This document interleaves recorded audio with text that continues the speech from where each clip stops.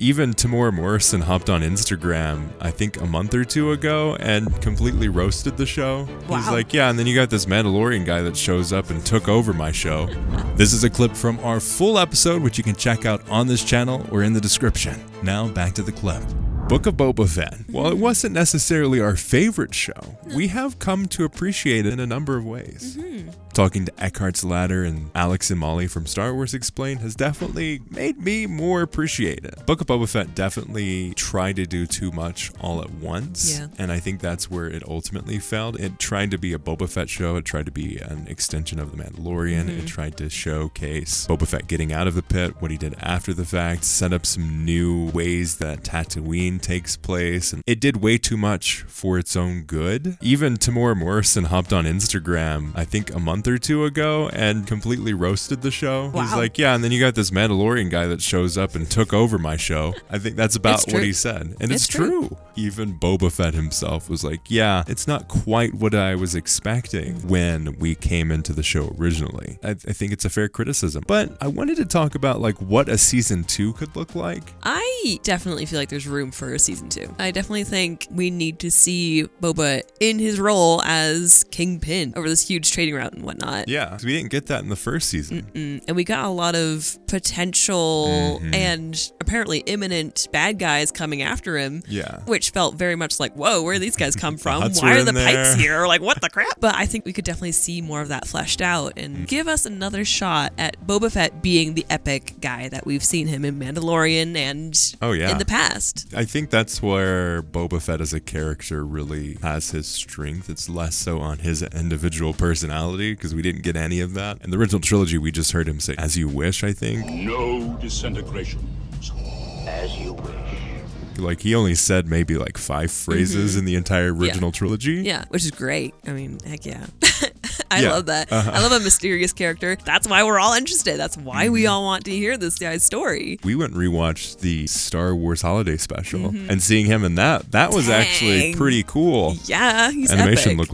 looked weird, but like the whole story was pretty sweet. How he was talking with Darth Vader, how he was like perceived as this good guy, like utilizing very different aspects of what we see and haven't really seen since of Boba Fett's character. Because Boba Fett's this interesting character because we see Jango Fett in the prequel trilogy, and we see young Boba Fett, and then in the Clone Wars we see a lot more of Boba Fett's like younger days and his training with the Clone Corps, training with the bounty hunters and Cad Bane, and I think they tried the Cad Bane Boba Fett thing a little too early in that story because it came out of nowhere. And I have friends who didn't watch Clone Wars, and they were like, what's up with this dude? Didn't care at all. Like, yeah, well, that was kind of anticlimactic. They just shot each other, not realizing the breadth of the story. And I think that's where Boba Fett it lost a lot of fans.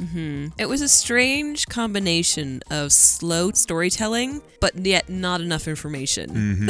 Yeah, like they took their time with the wrong things. Like Boba spent most of his time in the bacta tank. Yes. Boba Fett's personality pretty much consisted of bacta tank.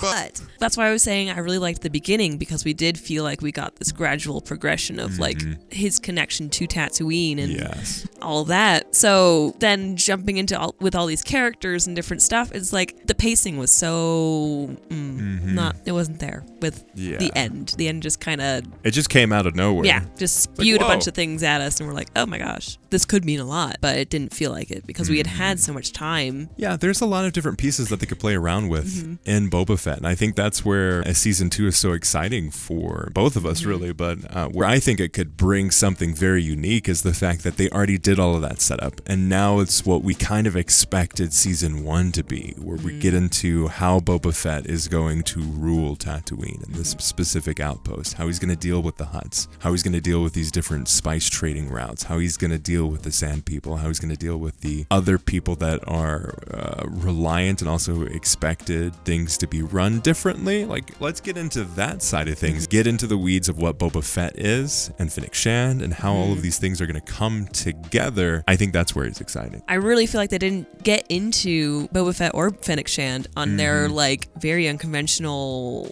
morality, you know, like just having that really gray character. I feel like could be really cool to see, especially in a leadership role. Yeah, and Fennec Shand was awesome. Yeah, in this like super seedy backwards town. I mean, like we want to see it. That's all we want to see. Come on. And they go even deeper into that Western aesthetic. I think would be cool because they had bits and pieces of it. They had the shootout with Cad Bane, and hey, bring Cad Bane back.